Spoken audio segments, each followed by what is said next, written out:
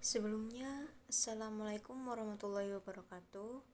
Perkenalkan, nama saya Ika Rahmatika Suryani, NPM 2217095 dari Keperawatan 7B.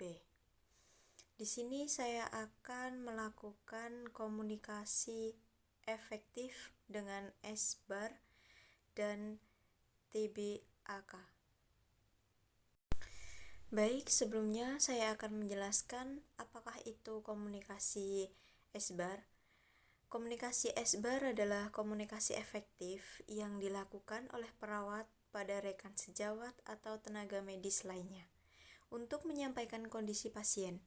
Tujuan dilakukan komunikasi SBAR ini adalah bagian dari menyampaikan informasi yang penting dari perawat kepada dokter ataupun tenaga medis lainnya.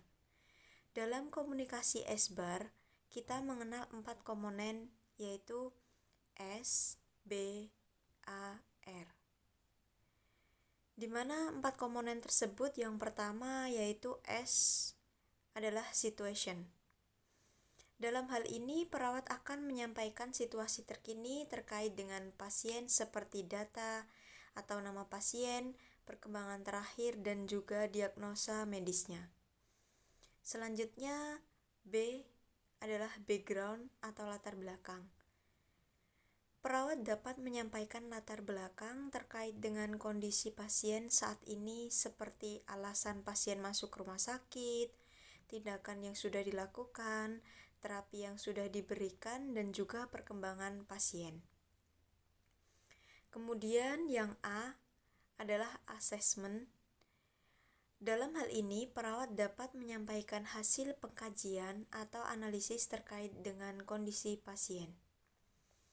Selanjutnya ada R, adalah recommendation atau rekomendasi.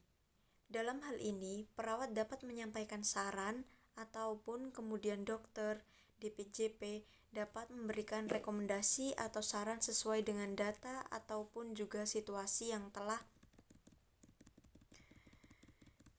disampaikan dalam komunikasi sebelumnya.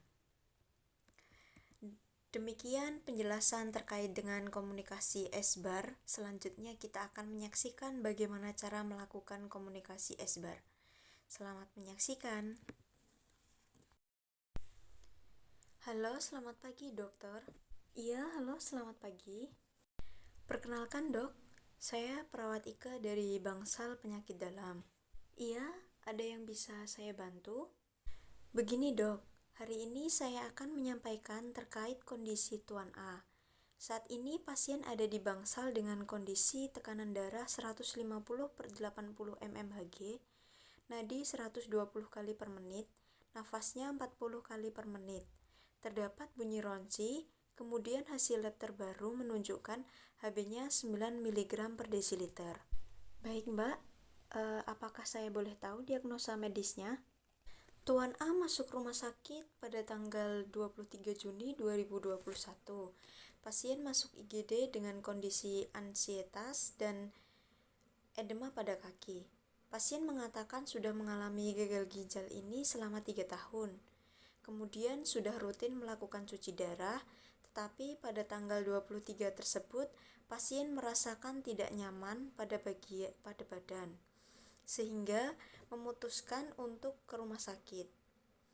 Di IGD, pasien sudah diposisikan semi-flower, kemudian sudah terpasang kateter, diberikan oksigen sebanyak 3 liter per menit.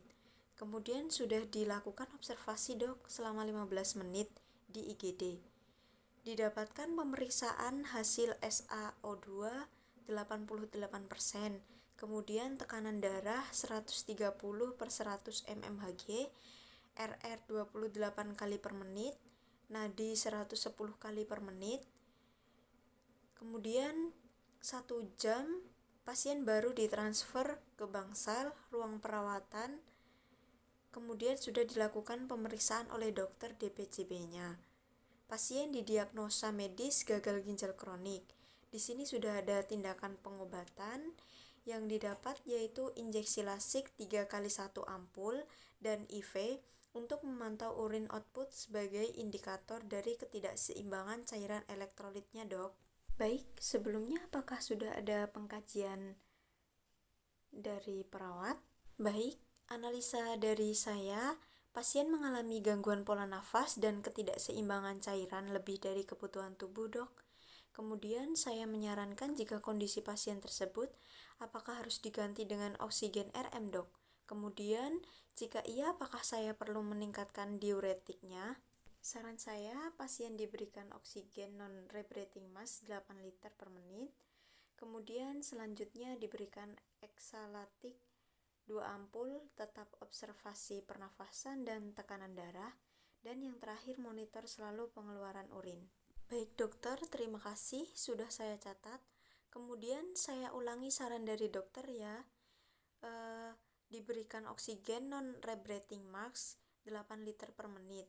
Kemudian selanjutnya diberikan ekstalasik 2 ampul, tetap observasi pernafasan dan tekanan darah.